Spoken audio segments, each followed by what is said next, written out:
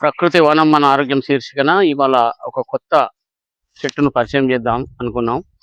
అందులో భాగంగానే ఈరోజు మనకు ముంగీస పాముతో వేటాడి వచ్చి ఏ ఆకును తిని తన విషాన్ని తగ్గించుకుంటుంది అనేటువంటి చెట్టు మనకు భారతదేశంలోనే సుప్రసిద్ధమైనటువంటి చెట్టు.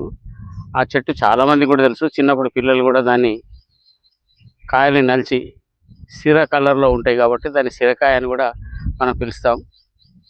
అట్లాంటి చెట్టును మీకు పరిచయం చేయాలి. దీన్ని పురుగుడు చెట్టు అని కూడా పిలుస్తారు. మరి ఆ చెట్టును మీకు పరిచయం చేస్తారండి.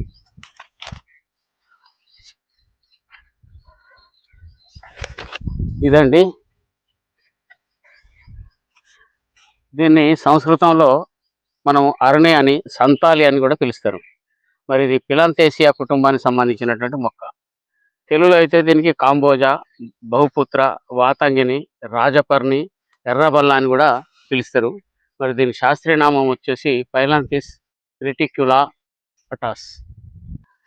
దీని యొక్క ఇది ఒక పొదలాగా పెరుగుతూ ఉంది, గుబురుగా పొదలాగా అల్లుకొని పోతుంది. మరి చెట్టును చూడండి, ఈ ఆకుల మధ్యలోనే అంటే కాయలు చిన్న చిన్నగా పులిపిరికాయలాగా 1 సెంటీమీటర్ వ్యాసార్థం కలిగి ఉంటాయి. ఈ ఆకులు చిన్నగా లేత కరివేపాకు సైజులో ఉంటాయి. దీని యొక్క ఈనెలు ఇలా ఒకదానిపైన ఒకటి ఉంటుంది, అభిముఖంగా ఉండదు. మరి దీని నుంచే మనకు కాయలు కాస్తూ ఉంటాయి.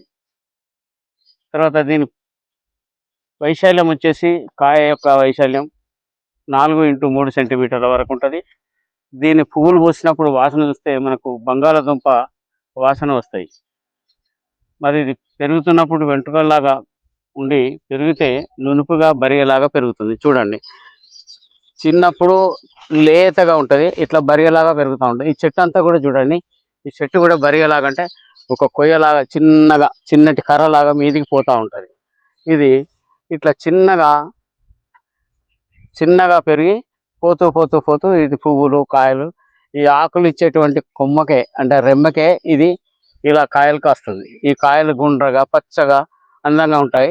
మరి పండినప్పుడు మాత్రం సిరా కలర్లో ఉంటాయి. సిమ్మెటలు అనేటువంటి చిన్న పురుగులు మాత్రమే దీని పువ్వులలో ఉండి అక్కడనే పరాగ సంపర్కం జరుపుకుంటుంది. దీంట్లో ఒకటి తెల్లనిది, ఎర్రనిది, నల్లనిది అని 3 రకాలుగా ఉంటాయి ఈ చెట్లు. ఇప్పుడు మనం చూస్తున్నది తెల్లని చెట్టు. ఈ తెల్లనిదైనా నల్లనిదైనా మనకి ఆయురారోగ్యంగా ఔషధ గుణంగా పనిచేస్తుంది. మరి ఇది ఏ దేశాల్లో ఉంటుందో మనం ఇప్పుడు చెప్పుకుందాం. ఏ దేశాల్లో ఇది విరివిగా పెరుగుతుంది అనే దాన్ని బట్టి ఈ మొక్కను చూడండి, ఈ చెట్టును చూడండి. ఇది భారతదేశంలో ఉపఖండంగా ఉన్నటువంటి ఈ దేశంలో దక్షిణ చైనా, ఆగ్నేయ అండమాన్ దీవులు, బంగ్లాదేశు, కాంబోడియా, మలయా, మయన్మారు, నికోబార్ దీవుల్లో కూడా కనిపిస్తుంది. అంతేకాకుండా పాకిస్తాన్, ఫిలిప్పీన్స్, శ్రీలంక, థాయిలాండ్, వియత్నాంలో ఎక్కువ కూడా కనబడుతుంది. మరి కాయలకు స్థిరకాయలని మనం పేరు పెట్టుకున్నాం కాబట్టి ఇవి తీపి, వగరు, చేదు గుణాన్ని కలిగి ఉంటాయి. శీతవీర్యాన్ని, శీతద్రవ్యాన్ని కూడా కలిగి ఉంటాయి. హరితహారము అంటే ఎప్పుడు పచ్చగా ఉంటాయి. చెట్టు ఎప్పుడు ఎండిపోయినట్టు కానీ ఆకు పసుపు కలర్లో రావడం కానీ ఉండదు. అయితే దీని ఔషధ గుణాలు తెలుసుకున్నట్టయితే ఇది రక్తాన్ని శుద్ధి చేయడంతో పాటు ఉబ్బులను తగ్గిస్తూ ఉంటుంది, అస్తమా కూడా పనిచేస్తుంది, మూత్రాన్ని కూడా జారు చేయడంలో ఆలస్యం లేకుండానే దీని ఔషధ గుణం పనిచేస్తుంది. ఈ ఆకులు ఒంటరి చేరిక కలవు. అంటే ఈ ఆకులు చూడండి దేనికదే ఒంటరిగా ఉంటున్నాయి. అంతేకాకుండా పువ్వులు పుప్పొడితో నిండి ఉంటాయి. పువ్వుల కాలం దాటిపోయింది, ఇప్పుడు కాయలు కాసే కాలం కాబట్టి మనకు ఆ పుప్పొడికి చూపించడానికి మనకి ఇప్పుడు సమాచారం లేదు. దీని కాండం మధ్యలో ద్రవం ఉంటుంది. సంప్రదాయ వైద్యాల్లో ఈ ద్రవాన్ని వాడుతారు. అంటే కాండము మధ్యలో అన్నప్పుడు చూద్దాం. ఇది ద్రవం. ఈ కాండం మధ్యలో ద్రవం ఉంటుంది, అంటే నీటి ఊటలాగా ఉంటుంది. గ్రామీణ ప్రాంతాలలో పశువులకు అవి అనారోగ్యం బారిన పడినప్పుడు కషాయంగా కాసి కానీ లేదా దీన్ని పసరు కానీ ఒక గొట్టం ద్వారా పశువుల నోట్లోకి పంపిస్తారు. అప్పుడు అనారోగ్యంగా ఉన్నటువంటి పశువు చైతన్యవంతమై తేలిగ్గా తన యొక్క బడలికను సడలించుకొని వెంటనే అది యాక్టివ్ అయిపోతుంది, చురుకుగా లేచి నడుస్తుంది. అట్లాంటి అనారోగ్యమైన జబ్బులు ఉన్నప్పుడు పశువుల ఆహారంగా దీన్ని ఔషధంగా కూడా వాడుకుంటారు. కొందరికి మహిళల్లో ఒక సంతానమై మళ్ళీ రెండోసారి సంతానం కాదు, దాన్ని వంధ్యత్వం అంటారు. ఈ వంధ్యత్వం పోవడానికి అంటే గర్భసంచిలో మూసుకపోవటం కానీ, గర్భసంచిలో ఇంకేమైనా ఇన్ఫెక్షన్ వల్ల గర్భసంచి ద్వారం మూసుకుపోయినప్పుడు మనకు వంధ్యత్వం ఏర్పడడానికి ఒక 100% అవకాశాలు ఉన్నాయి. అంతేకాకుండా అధిక ఋతుస్రావం జరిగినప్పుడు ఈ యొక్క ఆకు యొక్క పసరును ఒక 10 గ్రాములు ఉదయం సాయంత్రం తాగినట్టు అవుతాయి. ఒక వారం రోజుల్లోనే అధిక ఋతుస్రావం తగ్గి వంధ్యత్వం కూడా తొలగి సంతానానికి యోగ్యులుగా మారడానికి చాలా అరుదైన మొక్క. దీన్ని వాడుకోండి.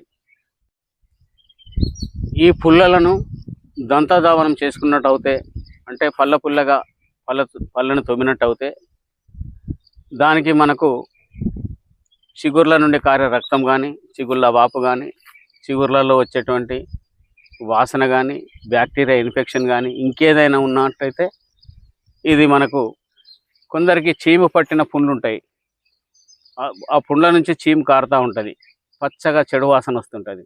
మరి అట్లాంటి పుల్లకు ఈ ఆకులన్నీ దూసి ఒక గుప్పెడు ఆకులు తీసుకొని దంచి పేస్ట్ లాగా చేసి ముద్దగా చేసి తర్వాత ఒక చిన్న బిల్లలాగా చేసి ఆ పుండుపై ఆ గాయంపై కనుక కట్టినట్టు అయితే చీము తగ్గి పుళ్ళు మానడానికి సులభంగా మనకు ఉపయోగపడేటువంటి మొక్క. అంతేకాకుండా ఇది ధాతు పుష్టిని కూడా కలిగిస్తుంది. అంటే నాడులలో రక్త పుష్టిని కూడా కలిగించి శరీరాన్ని తేలిక చేసి వాతం కానీ, పిత్తం కానీ, కఫం కానీ తొలగిపోతాయి. ఒక 100 గ్రాముల కర్కాయ చూర్ణాన్ని తీసుకోండి. 15 గ్రాముల ఈ చెట్టు ఆకుల్ని తీసుకోండి. పట్టికే అందులో కలుపుకొని ఒక మిశ్రమం చేసుకొని వాటిని పళ్ళు కనుక తోముకున్నట్టు అవుతే పళ్ళల్లో ఉన్నటువంటి పిప్పి పళ్ళు కానీ, పళ్ళు ఊగటం కానీ, కదలటం కానీ జరిగిన వాళ్ళు దీన్ని మందుగా తయారు చేసుకొని దంతధావనం చేసుకుంటే దంతాలు పరిపుష్టిగా గట్టిగా ఉంటాయి. కాబట్టి అమ్మాయి మ్యాచ్డ్ అయిపోతే, కుషావత్ అయిపోతే చాలా బాగుండని బాగా వేదన పడతారు. అట్లాంటప్పుడు ఈ చెట్టు యొక్క వేరు తీసుకొని దంచి పాలల్లో కలిపి ఉదయం 10 గ్రాములు, సాయంత్రం 10 గ్రాములు లేదా 10 ml కనుక మనం అమ్మాయికి తాగిపించినట్టయితే ఆమె ఒక వారం రోజుల్లోనే కుషావత్ అవ్వడానికి చాలా అవకాశం ఉంది. 5 గ్రాముల పట్టికే 5 గ్రాముల దీని యొక్క వేరు చూర్ణాన్ని కనుక తీసుకొని పాలల్లో కలిపి తాగినట్టు అవుతే పాలు కూడా గోరువెచ్చటి లేదా మామూలు బాగా వేడి చేసి చల్లారినా పర్వాలేదు వాడండి. వాడినట్టయితే గొంతు సమస్యలు, కొందరికి గొంతు గరగర అని గొంతు తడుతూ ఉంటుంది, మాట్లాడడానికి అది బొంగురుగా వస్తూ ఉంటుంది. గొంతు సాఫీగా రావాలనుకున్నప్పుడు ఇందులో కూడా కొంచెం మిరియాల పౌడర్ కూడా కలుపుకొని తాగినట్టు అవుతే తప్పనిసరిగా గొంతు క్లీన్ అయ్యి గొంతులో నస తగ్గి గొంతు స్పష్టంగా మాట్లాడడానికి వీలుగా ఉంది. అంతేకాకుండా మూత్ర సంబంధించినటువంటి వ్యాధులు, మూత్రంలో మంట కావచ్చు, మూత్రం జారిడటంలో కూడా తక్కువ రావడం జరగవచ్చు, లేదా అధిక మూత్రం ఉన్న వాళ్ళు కూడా ఇదే 5 గ్రాముల పట్టికని చూర్ణాన్ని కలిపి తాగిన ఈ బాధల నుంచి బయటపడవచ్చు. దీన్ని తేనెతో కానీ, గోరువెచ్చటి నీటితో కానీ, పాలతో కానీ కూడా వాడవచ్చు. కొందరికి నోటిపైన పూతలాగా తెల్లగా పూస్తుంది, పగుళ్ళు కూడా ఉంటాయి. నాలుక పగుళ్ళకు, నోటి పూతకి ఏమి తిన్నా నాలుక మంట మండుతుంది. ఆ మంటగా వస్తున్నప్పుడు మనం ఏమి తినడానికి లోనికి పంపించడానికి వీలుగా ఉండదు. మరి అట్లాంటప్పుడు ఈ నోటి పూతకి, నోటి పగుళ్ళకి, కారాన్ని కూడా తట్టుకోలేని పరిస్థితిలో, భోజనం చేయడానికి లోనికి వెళ్ళని పరిస్థితిలో ఉన్నప్పుడు ఈ ఆకుల్ని గుప్పెడు తీసుకొని నమిలి ఉంచండి, ఉమ్మివేయండి. అట్లా ఒక వారం రోజులు చేసినట్టయితే నాలుక పూత, నాలుక పగుళ్ళు కూడా తగ్గిపోతాయి. దీని బెరడులో యాంటీబ్యాక్టీరియల్ గుణాలు కలిగి ఉన్నది. కాబట్టి పుండ్లపైన వాపులపైన దీని యొక్క బెరడు చూర్ణం బాగా పనిచేస్తుంది. పుళ్ళపైన దీని బెరడు చూర్ణం చల్లినా కానీ పుళ్ళు మానుతాయి, గాయాలు కూడా మానిపోతాయి. అంతేకాకుండా ఈ యొక్క బెరడు చూర్ణాన్ని ఉదయం 5 గ్రాములు, సాయంత్రం 5 గ్రాములు తేనెతో కానీ పాలతో కానీ గోరువెచ్చటి నీళ్ళతో కానీ తీసుకున్నట్టయితే అస్తమ తగ్గిపోతుంది. అస్తమే కాదు, అర్షమొలలు కూడా తగ్గిపోతాయి. అట్లాగే రక్త మొలలు, బహిర్గత మొలలు, అంతర్గత మొలలు ఈ రెండు కూడా హర్షమొలలకు సంబంధించినటువంటి అంశం కాబట్టి దీని చూర్ణాన్ని తెచ్చుకొని వాడండి. ఉదరంలో నులి పురుగులు బాగా పెరిగి మోషన్లో కూడా నులి పురుగులు కొందరికి పోతూ ఉంటాయి. అంతేకాకుండా అధిక విరేచనాలు కూడా అవుతూ ఉంటాయి. మరి అధిక విరోచనాలు అవుతున్నప్పుడు ఈ ఆకు యొక్క పసరును ఉదయం 10 గ్రాములు, సాయంత్రం 10 గ్రాములు తాగిన విరోచనలతో పాటు ఈ నులి పురుగులు కూడా చచ్చిపోయి రెండు క్రమబద్ధీకరించబడతాయి. నులి పురుగులు చచ్చిపోతాయి, విరేచనాలు, అధిక విరేచనాలు తగ్గిపోతాయి. ఈ చెట్టులో ఆకుల్లో, బెరడులో, కాయల్లో కానీ యాంటీ ఫంగల్ లక్షణాలు కలిగి ఉన్నాయి. అంటే తామర సంబంధించినటువంటి ఫంగస్, గజ్జి, చిడుము తగ్గించడానికి ఇది ఉపయోగపడుతుంది. కాబట్టి దీని గుప్పెడు ఆకులు తీసుకోండి, ఒక 50 గ్రాముల నువ్వుల నూనెలో ఉడికించి అందులో 2 ఎల్లి పాయల్ని కూడా వేసి దంచి ఉడికించినట్టయితే ఈ 2 మిశ్రమంతో కాగిన నూనె ఒక ఔషధంగా మారి దాన్ని గజ్జి, చెడుము, తామరపై రాసిన, కొన్నిసార్లు సోరియాసిస్ పై రాసిన కానీ తగ్గిపోవడానికి పూర్తి అవకాశం ఉంది. కొందరు మగవాళ్ళకి మూత్రంలో తెలుపు పోతూ ఉంటుంది. కాబట్టి ఆ తెలుపు తగ్గడానికి, తెల్ల రక్త కణాలు మూత్రంలో పోకుండా ఆపడానికి ఈ యొక్క ఆకు యొక్క రసాన్ని 10 గ్రాములు కనుక మనం తాగినట్టు అయితే ఉదయం సాయంత్రం తాగండి. ఒక వారం 10 రోజులలో మూత్రంలో శుద్ధ లాంటిది పోతూ ఉంటుందని చాలామంది అంటారు. కానీ అది వీర్య కణాలు పోతూ ఉంటాయి, ఇంద్రియం పోతూ ఉంటుంది. మరి ఇంద్రియంని అరికట్టాలనుకున్నప్పుడు ఈ ఆకు యొక్క పసరును తాగండి, లేదా కషాయంగా చేసుకొని కూడా తాగొచ్చు. ఉదయం 10 ml, సాయంత్రం 10 ml తప్పకుండా తాగండి. మూత్రంలో శుద్ధ, వీర్యం పోతున్నదని ఆపుకోండి. ఉదరంలో అల్సర్ అంటే చిన్న పేగులలో కావచ్చు, పెద్ద పేగులలో కావచ్చు, జీర్ణాశయంలో కూడా అల్సర్ ఉంటుంది. అల్సర్ తగ్గించుకోవాలనుకున్నప్పుడు ఈ చెట్టు యొక్క బెరడును తెచ్చి చూర్ణంగా చేసుకొని ఉదయం 5 గ్రాములు, సాయంత్రం 5 గ్రాములు పాలల్లో కలుపుకొని తాగినట్టు అయితే అల్సర్ వ్యాధి, కడుపులో పుళ్ళు తగ్గిపోతాయి. కొందరికి నడుస్తున్నప్పుడు, పడుకున్నప్పుడు, కూర్చున్నప్పుడు కూడా తెలియకుండానే కండరాలు పట్టేస్తాయి. పిక్కల్లో కండరాలు కావచ్చు, చేతి కండరాలు కావచ్చు, పొట్ట కండరాలు కావచ్చు, అప్పుడప్పుడు పట్టేస్తాయి. మళ్ళీ ఒక 5-6 నిమిషాలకి కానీ అవి సడలించుకొని ఆ నొప్పిని మనకు తగ్గిస్తాయి. కండరాలు పట్టివేయటం వల్ల మనకు చాలా ఇబ్బంది జరుగుతూ ఉంటుంది.